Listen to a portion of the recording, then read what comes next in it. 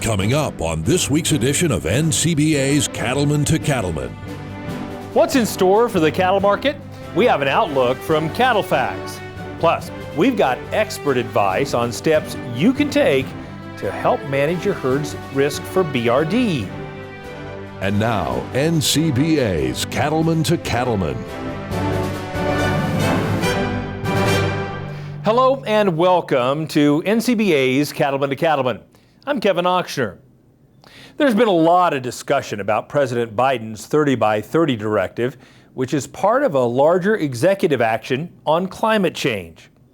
The directive seeks to conserve 30% of the land and ocean in America by the year 2030. So how is NCBA working with this administration to address how beef producers can play a critical part in this effort? And what parts of the plan are most concerning to agriculture? We've got the latest from Washington in this week's Beltway Beef Spotlight.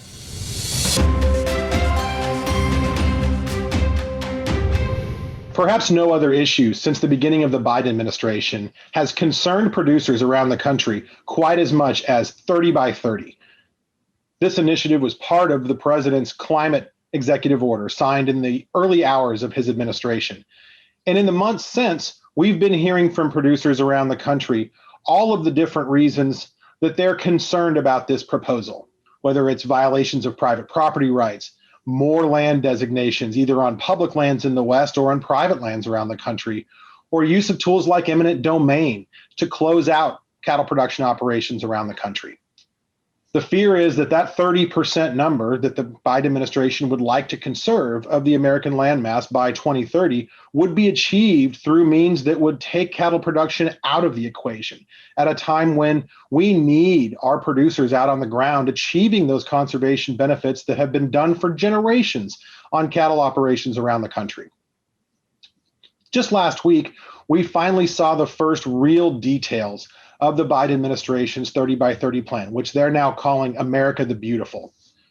We were extremely pleased to see that the administration has heard our feedback and concerns over countless listening sessions, meetings with the administration, the White House, USDA, the Department of Interior, and others to ensure that your voice was heard in this conversation and to make sure that we had a level of confidence that the administration understood that if they're going to reach this 30% goal, it can only be done with cattle producers at the lead, continuing to do what we're already doing.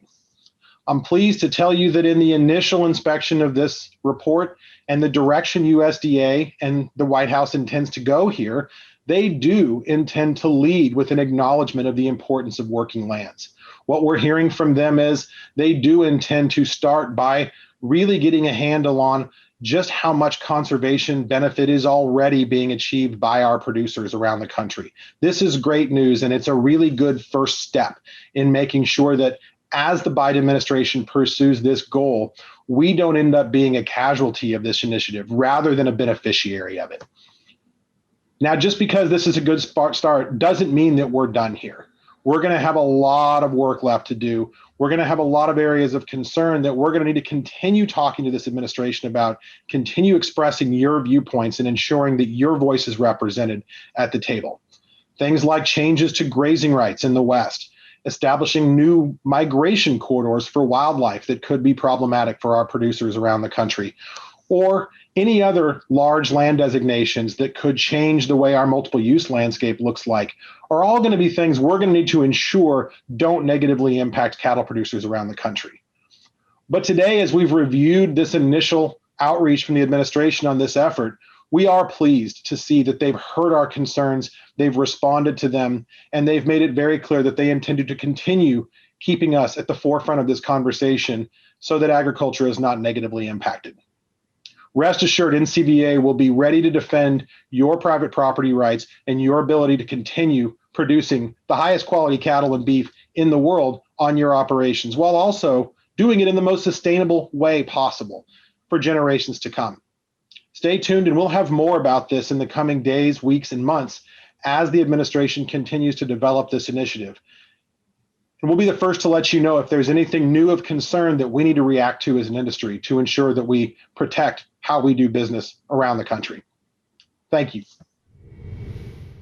It's important to stay up to date on all the key issues that will impact your farm and ranch, and the best way to do so is by becoming a member of NCBA. As a member, you'll get the Beltway Beef newsletter, a weekly update straight from NCBA's DC staff that gives insider insights on the key policy initiatives that will impact your business. Joining is easy to do.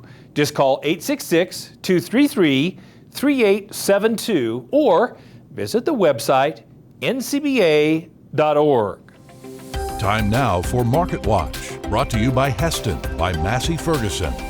The overall economy is beginning to improve after the COVID-19 pandemic, and we're all hoping that leads to profitable cattle markets this summer. Joining us now to talk more on this topic is Dwayne Lenz with CattleFax. Dwayne, how are the markets looking for cow-calf producers, particularly as we look ahead in this year? Bit of a mixed bag, Kevin. You know, we're comparing back to a year ago, and a year ago right now was very tough. We couldn't get cattle dead. Yeah. We couldn't get cattle in the feed yard. So that said, prices are better than they were a year ago. Now on the other side of the spectrum, you know, beef prices are high. Are we getting all we could for calf prices? Probably not, but high corn prices, losses in feedlots are limiting us. Looking ahead seasonally, you should move higher into summer. Everybody gets turned down on grass. There's not many offerings out there. We expect prices to move higher from here into summer. That's good news. And let's turn our attention to cattle feeders. They've had their own challenges. What does the outlook look like for them? Well, a little bit different. Losing money. Yeah. The base is favorable. In other words, futures markets under the live cattle market, so people are hedged, want to sell cattle as quick as they can. Sure. Corn is high. In a lot of instances, it takes more money to feed them than if you just sell them right now. So you're trying to sell cattle as quick as you can to shut off the feed bill. 8 out of 10 years, the market moves lower from April into summer. Okay. Really no reason to fade that seasonal trend this year. So we think we soften up a little bit here over the next 60 days, try to find the market low here early to midsummer. You talked about summer grazing. It's a hot topic. There's a lot of the country under a terrible drought right now. What do moistures look like, and what does that portend for cow-calf producers and stockers? Yeah, it's a bit mixed. There's some really wet pockets. There's some dry pockets. You get here in Intermountain West and West, it's fairly dry. Southeast is pretty wet in spots. Central Texas, extremely wet. North Plains, a mix. But overall, you know, we should have enough to get us into grazing season now. Again, referencing back to corn prices, we're going to try to keep everything on grass as long as we can because cost of gains are so much cheaper. So right now we have a decent start. We should be turned out pretty well here in the next couple, 3 weeks. And then we'll just watch. It'll be forecast to forecast after that. The real bright spot, it appears to me, is that restaurants are starting to open up, at least here in Colorado and so forth. And as we look to the summer, what might that mean for the beef complex? Yeah, beef demand continues to be excellent, you know, both domestically and internationally. I mean, it's just super. This year's going to be a different summer than last year. You know, last year everybody stayed home, got on the deck, grilled a steak. Right. This year they might load up that old station wagon, you know. That's right. Take the kids to see grandma and the rest of the relatives. So that mixes it up a little bit because when you're on the road, you know, it tends to be quicker stops and you're not going to go to a high-end restaurant with the family more often. Sure. Now that said, business travel is picking up. Yeah.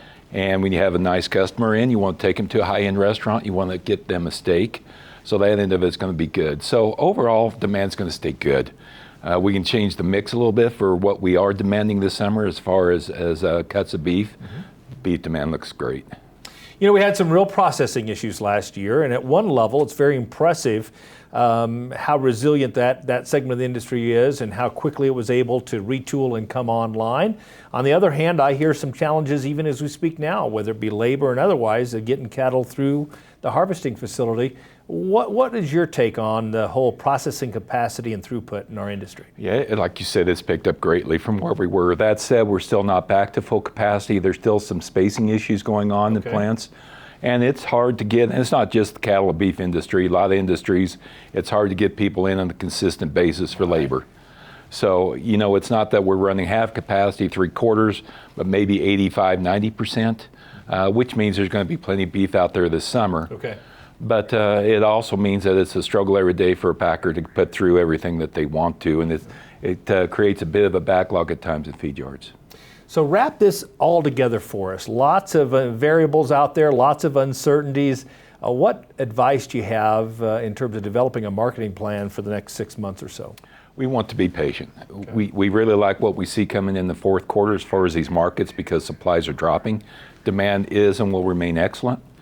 So we're telling our folks, keep an eye on corn, especially for feeder cattle and calves, because that's the thing that can upset the apple cart here. Okay. But absent that, we think that the market's going to move higher in all segments of the industry as we move through summer and then into fall. So be a little bit patient. You know, if you get a chance for profitability, always got to take a look at it in this business. Right. But other than that, let's just kind of watch and let the thing develop here for a minute. Very good. Well, boy, never a more important time to understand that information and have advice from folks that track it every day, like you folks at CattleFax. Thanks for coming today. Thanks for having me. CattleFax provides you with the tools you need to make more profitable decisions. If you're looking for beef industry research, information, and analysis, then visit the website CattleFax.com. Market Watch is brought to you by Heston by Massey Ferguson. Don't wish for great hay, demand Heston hay. Visit masseyferguson.us to learn more.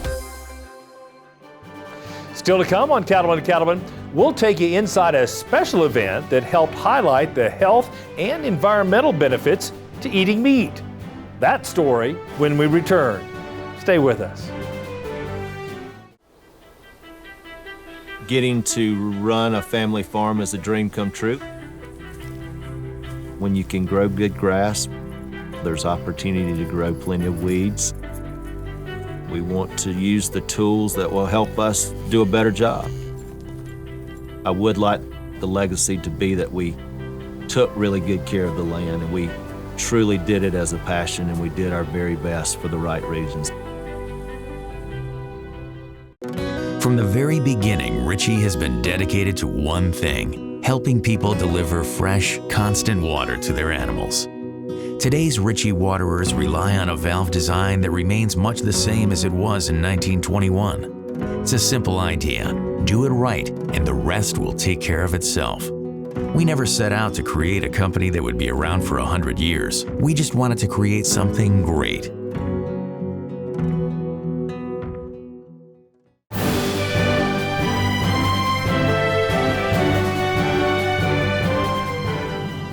Recently, cattle producers in Colorado put on a special event designed to fight back against those calling for the elimination of animal proteins in diets.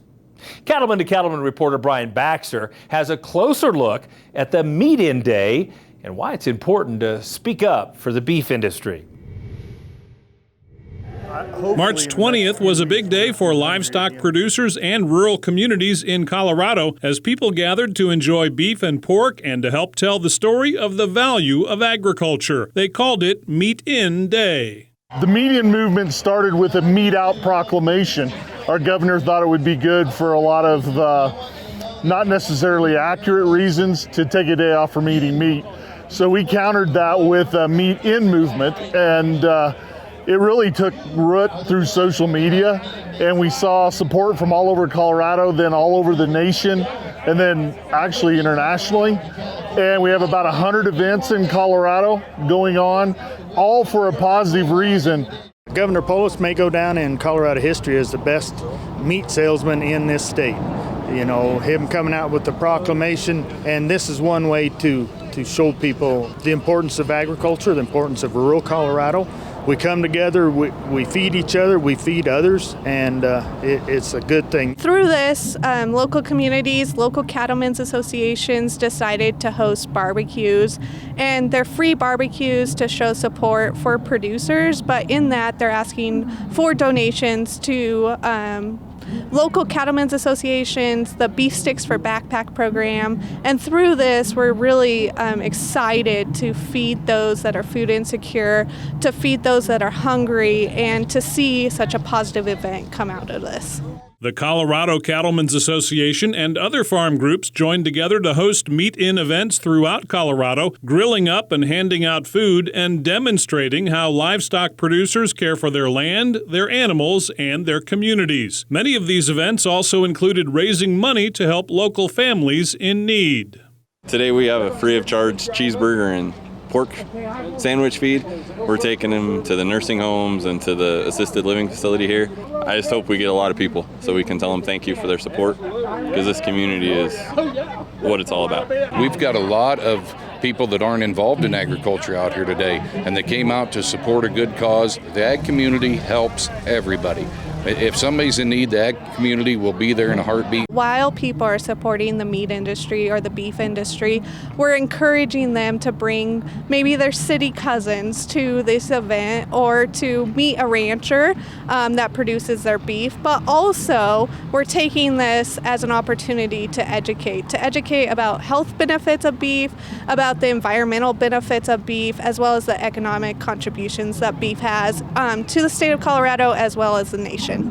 In fact, agriculture is the #1 industry in Colorado, and those at the meet-in event said this latest challenge encourages them to work harder at ensuring people better understand the value of livestock production. It is for sure the driving economic force in rural Colorado. It probably supplies 70+% of the workforce in rural Colorado.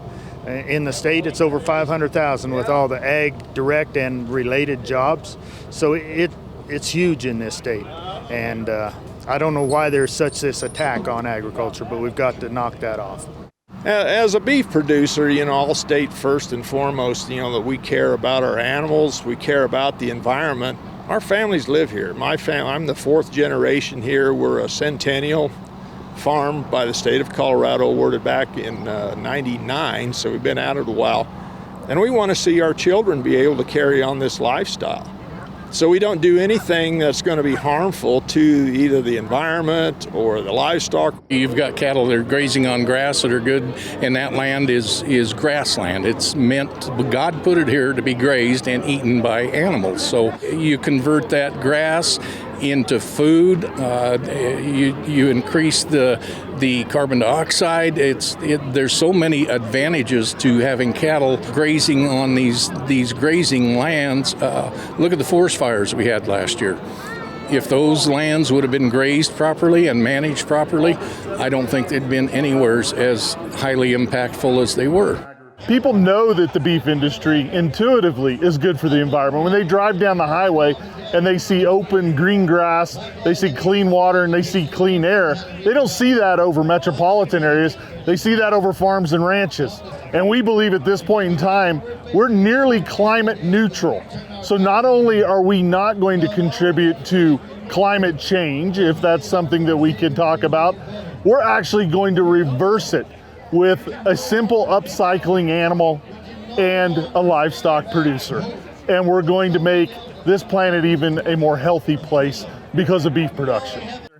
Colorado producers are not alone in facing challenges from those who would like to limit or even end meat consumption, but with these events, they turned an attack into an opportunity to share their story. In Colorado, I'm Brian Baxter reporting for NCBA's Cattlemen to Cattlemen.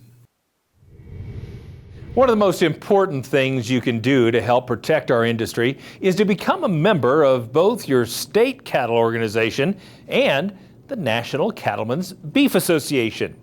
Every day, these organizations are working to help keep beef production possible. Join in the fight to protect our way of life by calling 866-233-3872 or visiting the website ncba.org. NCBA takes great pride in making sure its members stay on top of the latest production and management techniques to help improve their bottom line. And joining us now to discuss these efforts is Josh White. He's NCBA's Executive Director of Producer Education and Sustainability. You know, there's a great new partnership I hear that's going to make it easier for producers to attend some of these educational events that you all develop and host. Tell us more about that. Yeah, we're super excited about this, Kevin. Cargill, that team donated through our foundation some money to support producers through a grant program where they can attend educational events to help them, get better and more sustainable. You mentioned sustainability in my title, but to learn. And they can just go online and check that out at the producer tab at ncba.org. We have a list, a drop-down menu there that you can see approved events that they can apply to attend, and then we reimburse hotel fees, registration fees. They'll have to get themselves to the event, but that generous sponsorship is going to run a few years now. So even if you don't have an event in mind right now, I would encourage producers to check out that website and just kind of familiarize yourself with that. And it's geared toward newer, younger producers or producers that have not attended a particular event before. So if there's one you've dreamed of attending, chances are it's going to be on the list. We're building that out right now. So that's fantastic. It takes that financial excuse out of the way. That's right. To dedicate yourself to getting better and being better tomorrow than we are today. So you have an educational event coming up here in May, I understand. Tell us a little bit about that. Yeah, our Cattlemen's webinar series has been extremely successful. We've been doing that, before it was cool. I think we're over 6 years into the webinar series, way before any viruses or epidemics pushed us online. And we were so excited to be geared up already to keep executing those. And in May we're doing one on pests. So we've got a extension entomologist expert as well as some sponsors from Norbrook and Central Life Sciences to come on and talk about external and internal parasites. So if you've got cattle, you've got some parasite issues at least for part of the year, and some of us like me from the South for all of the year practically. Right. So I would encourage folks to check it out. So tell us how you go about selecting both topics and speakers for these webinars. Well, we really want to hear from producers what they're interested in. And so after the webinars, we ask attendees to fill out a survey.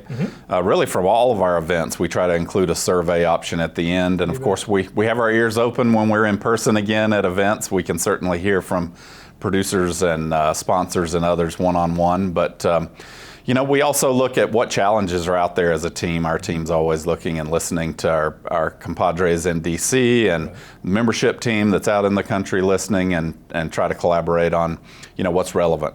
And I understand the popular stockmanship and stewardship events are back in person this year. What can producers expect from those? Yeah, we're super excited to be back in person again and holding those events across the country from Kentucky all the way up to Oregon with our great clinicians, Dean Fish, Ron Gill, Kurt Pate. They show up, so one or all of them at each of these events to train us all. We always learn something, even you and I have been handling cattle a long time, but you always pick up a new tip. And then BQA certifications, we have those available in person at each of those events. So try to add that value to get recertified, and of course unique content for every event, including at a couple of our events this year we've brought in some renowned ag economists to talk about the marketing situation and tips and tricks. We're all trying to stay afloat. It's been a tough marketing environment for a while, so there's been a lot of changes with USDA's,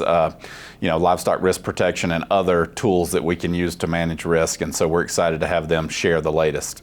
Yeah, I've attended a couple of those events here in Colorado and just can't recommend them more highly, not only because of the speakers you've just mentioned, but because of the people you get to hang around with and visit with for a while. They really are special events. Yeah, the producer panels are often the most fun to hear from your fellow producers or some in neighboring states that are doing unique things.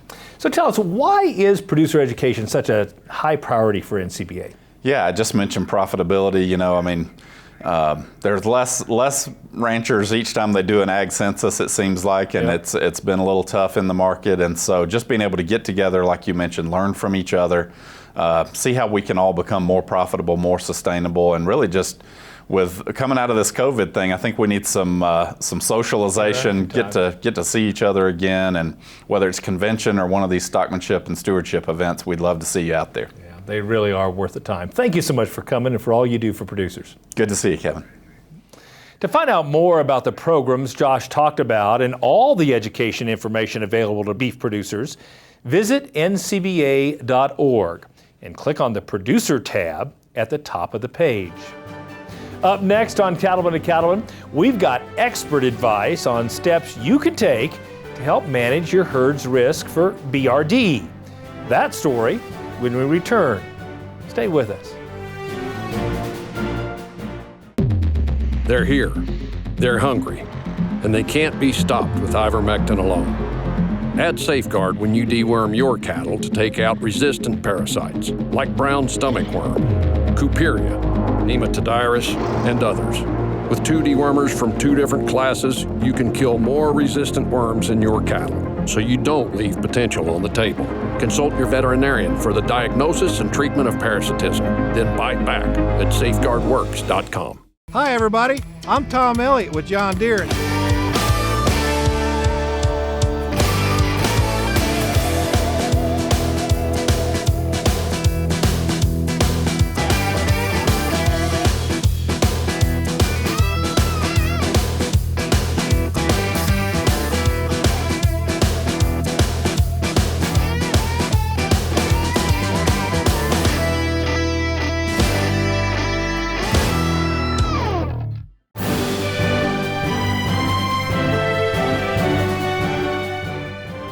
One of the biggest barriers to keeping cattle healthy is bovine respiratory disease. But as Cattlemen to Cattlemen reporter Matt Fleck tells us, there are key strategies that can help you prevent BRD in your cattle. Cattle on feed almost as far as the eye can see. This is Cattle Empire in southwest Kansas. Today, the second and third generations are running this family feed yard. My father, Paul Brown, bought into Cattle Empire in 1978. He was a farmer at that time, and cattle were a natural hedge to grain prices. When grain prices were low, cattle prices were high. Doesn't always work that way now, but it did then. Being involved in the family business, it has been really a dream come true for me. I love that every day is different. Running your own business is never easy. It's never the same thing. But getting to work together as a family every day, it's really been wonderful. Cattle Empire is unique in the industry because we went from 100% company-owned cattle to where now we're 95% custom cattle. We've always fed customer cattle ever since we started in 1978. Some of our customers have been with us since that time. But being able to go custom has really been rewarding. That's one of the major benefits we have here at Cattle Empire is that we're here for the long term, and a lot of our customers, even to this day, are Paul's customers from the 70s and 80s. We really value long-term relationships, both with our employees and with our customers. At Cattle Empire, being successful requires a relentless focus on animal care and an ongoing battle against bovine respiratory disease. BRD is the leading cause of death and morbidity in the feed yard. The key is diagnosing it early, having the people in place to be able to spot that animal, and also to try to look at new technologies to be able to identify those animals even before they clinically show signs of being sick. Bovine respiratory disease, or BRD, is without a doubt the most costly disease that we see in the feed yard. Typically, that's the main reason that we have sick cattle in the feed yard is for BRD. It costs the industry millions, even possibly into billions of dollars per year. While BRD is a threat for every segment of the cattle industry, feed yards are challenged by the fact that cattle arriving each day, often from many different locations, have an increased health risk simply from the shipping process. Cattle are very stressed when they're brought to the feed yard just because they've been on a truck and they may have been through multiple sale barn auction facilities or they've been taken from their ranch for the first time. When that stress happens, we can't add to it. We can't afford to stress them more. And so we have a responsibility to the cattle that are in our care to handle them in as calm a manner as possible. Our employees are trained on this. Some of the challenges with constantly receiving and shipping cattle are just making sure we're doing all the small things right, making sure that the pins are ready, making sure that the vaccines are mixed properly, making sure that our team are handling animals correctly. All those little things really add up to make a big difference for our customers. When we put cattle through the processing chute after arrival, there's typically a series of vaccinations that are given. And just because we vaccinate an animal does not mean that animal is immunized.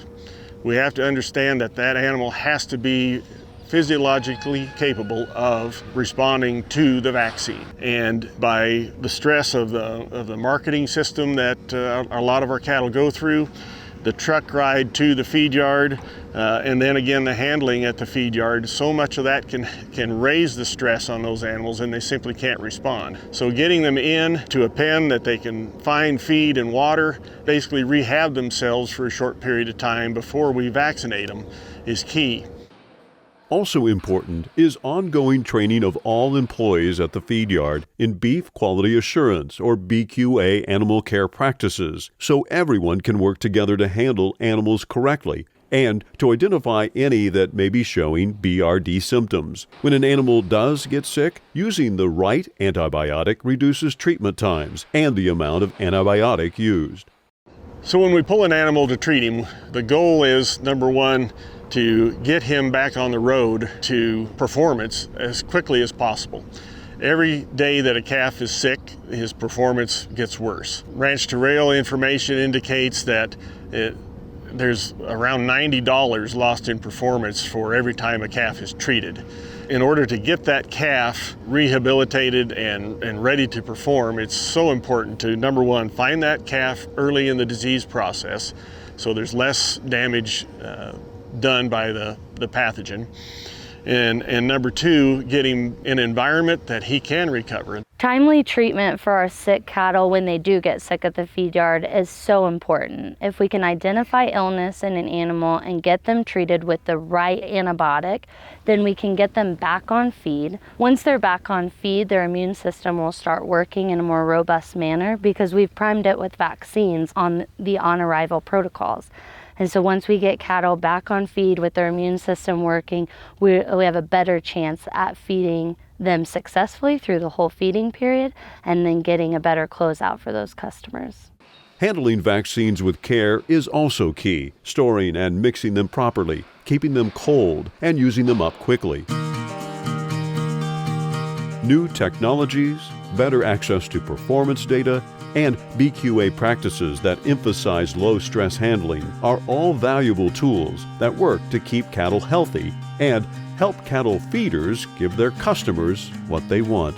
Herd health is important for our customers here at Cattle Empire because every time you pull an animal or treat an animal, that costs money, and we want our customers to have the biggest return that they can. My father had the slogan that Cattle Empire is nothing but a square deal. That's what we guarantee you.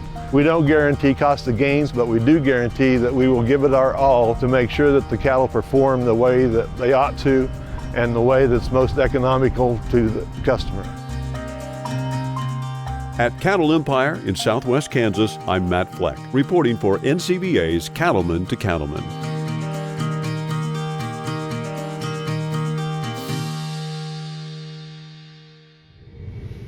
For more information on Merck's full lineup of products, just visit their website, mercanimalhealthusa.com.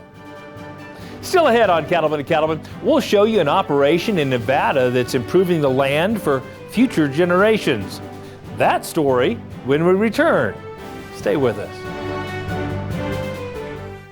Nasalgen 3 is a new 3-way intranasal BRD vaccine that offers young calves unrivaled protection against devastating respiratory diseases, including IBR, BRSV, and PI3.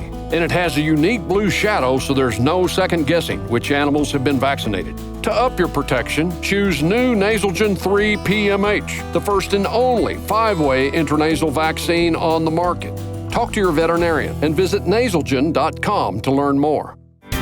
Cattle producers across the country work hard to care for their animals and their land. The USDA's Natural Resources Conservation Service is there to help. Find out how you can work with NRCS to develop a conservation plan for your operation. Find possible funding resources for implementing conservation practices, or get free expert advice on ways to improve your farm or ranch. Visit the website nrcs.usda.gov today.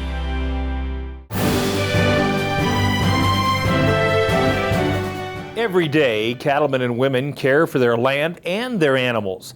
They do so because they're committed to improving natural resources and the environment. Today, we're continuing our series celebrating the 2020 regional winners of the Environmental Stewardship Award.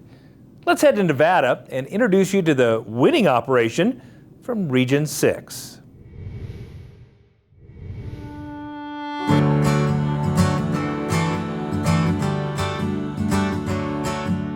The rugged landscape of northeast Nevada is where you'll find the cattle that make their home on the Boys Ranch.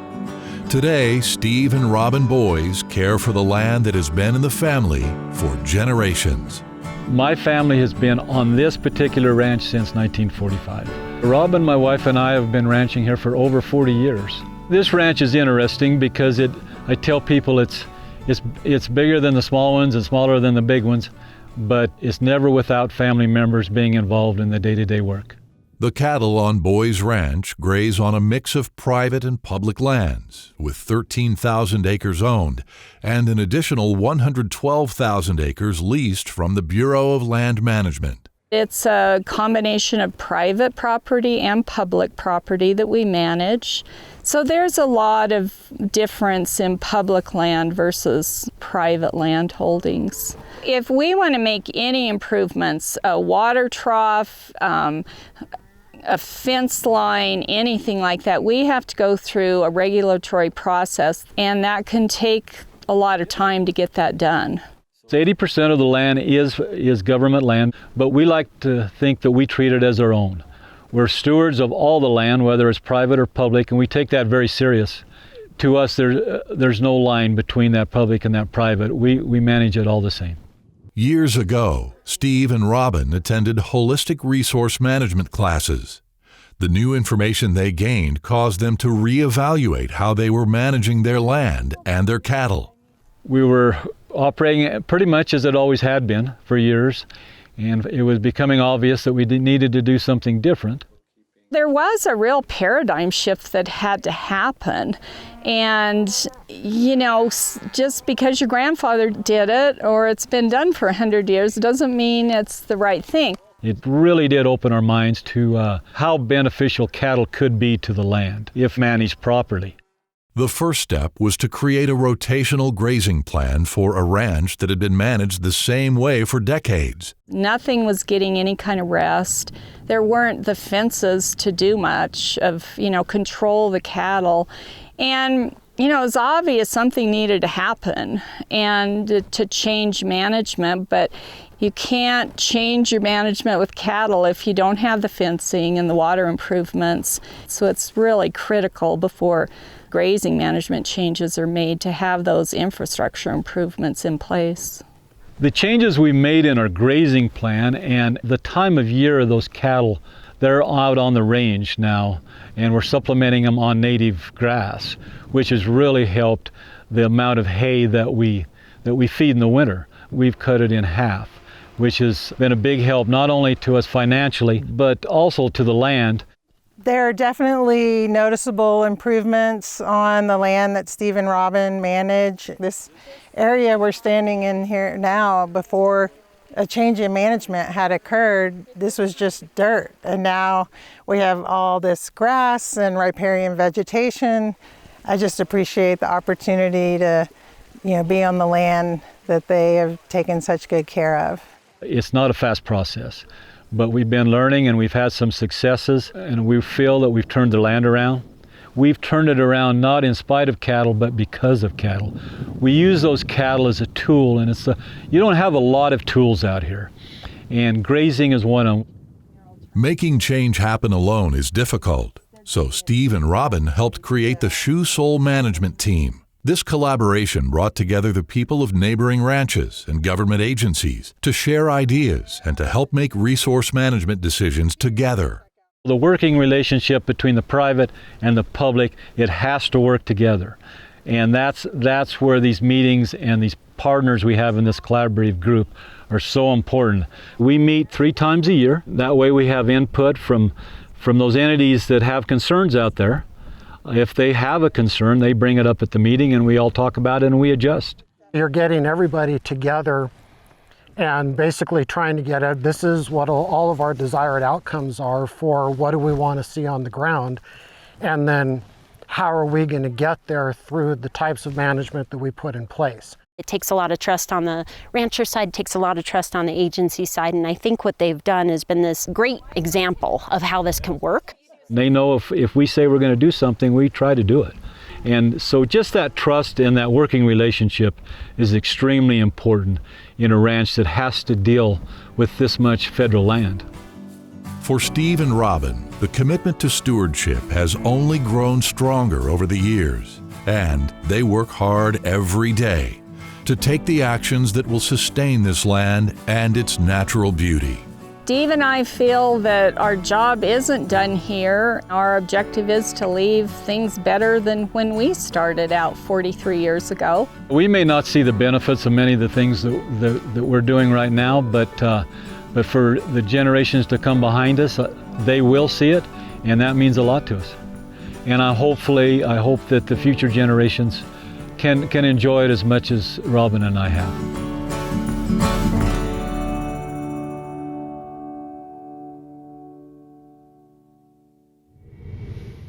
If you'd like to find out more about the Environmental Stewardship Award winners, see photos and videos from their operations, and learn how to nominate someone for the award, visit environmentalstewardship.org.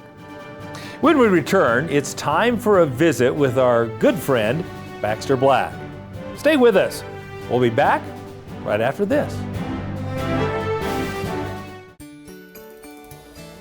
That certain time in the day when you can take a deep breath, knowing your work is done. That's the feeling Aspen products can create. Cost-effective alternatives to name brands that deliver the same results. Qualaxin is one of them. Use it to prevent and treat respiratory disease in your herd. Then breathe easy. Find them at Animal Health International. Still looking for entertainment at your county fair or rodeo? Baxter's latest, a continuous 5 hours of Baxter, which is me, on film from Johnny Carson, Iowa Public TV, Elko. Hang your screen anywhere on the fairgrounds you want a crowd. The barn, the bar, the tent, the 4-H room, even the arena. $125. Baxter Black Cowboy Theater, 800-654-2550, BaxterBlack.com. We know you're up before the dawn because the cattle rise before the sun. And you spend long hours in the saddle because the herd isn't always over the next rise. And you care for the land because you know it takes care of your family. And we know you do great work. And it's time to tell that story to the marketplace. IMI Global is here to help you do just that. My son came back from the pasture checking cows.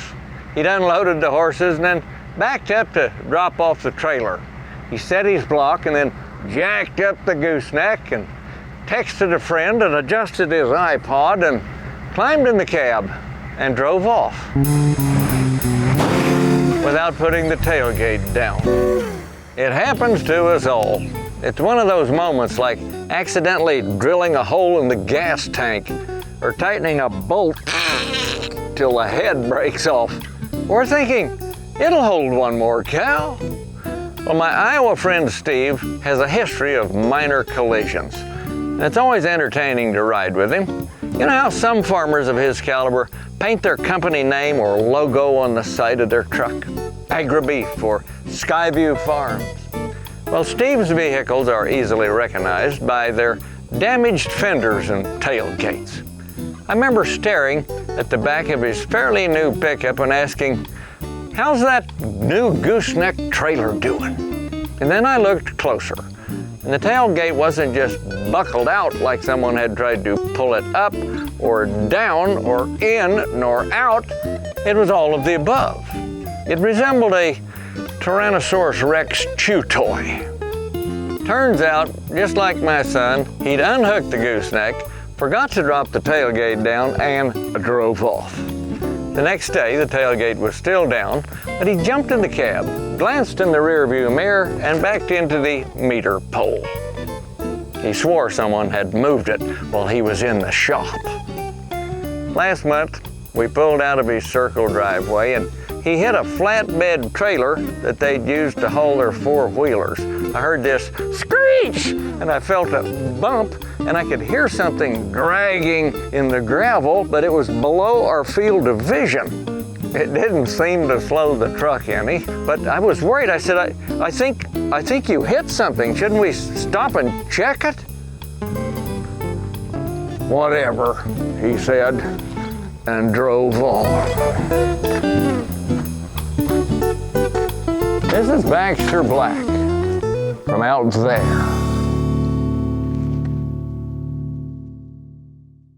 These are the pennies it costs for Alticid IGR protection, making it one of the best values in the market, designed specifically for fighting hornflies on pasture.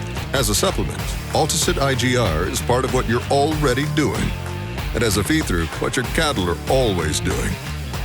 Take shelter from the swarm for just 2 to 3 cents per animal per day. That's just $4.50 per animal per season for hornfly protection that has been performing for over 40 years with no known resistance. Alticid IGR.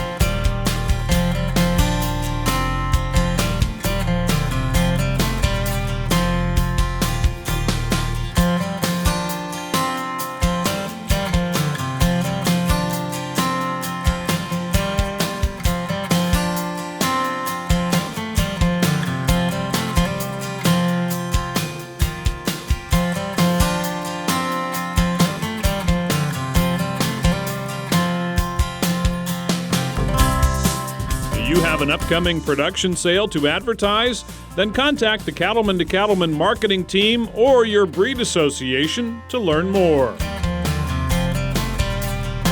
Welcome back. Here at Cattlemen to Cattlemen, we like to give you the best news and information to help you make the right decisions on your operation. And we got a new team member who'll help us do just that. It's our pleasure to introduce you to meteorologist Matt Makins, who'll be providing weather forecasts for our viewers. Matt, thanks for coming today. You bet. Not just weather forecasts, but anything you need to know about the weather or climate. But not about cattle markets. You're not going to be making forecasts about that. Well, Dwayne Lenz would probably get mad if I attempted to do that, but you know, exactly I'll right. leave that to Dwayne and the CattleFax folks. Well, that's fantastic. Well, no, seriously, we're glad to have you as part of the team. And why don't you tell our viewers just a little bit about your background as a meteorologist? Started in the late 90s and primarily been a broadcaster for multiple markets around the country. Yeah. But always on the side is, you know, I grew up in an ag background, so I did energy resources for a company out of Texas. So kind of consulting work there. Coal-fired power plants, I worked in that industry for a bit as well. Wow. I've done ag radio in the past, ag consulting, insurance consulting. So yes, TV's always been the primary role, but now my life has changed. I'm shifting to these passions and getting back into where it really matters. And speaking of passions, let's talk just a little bit about your background. Of course, I know your family well here in Colorado, your brother a little better than you, but tell folks about your livestock background. I grew up in rural Douglas County in Colorado, on a small little operation, but we had everything growing up. We were all 4-H'ers. Most of us were 4-H'ers or livestock judging. We all had our projects. My dad is a retired veterinarian, both large and small animal.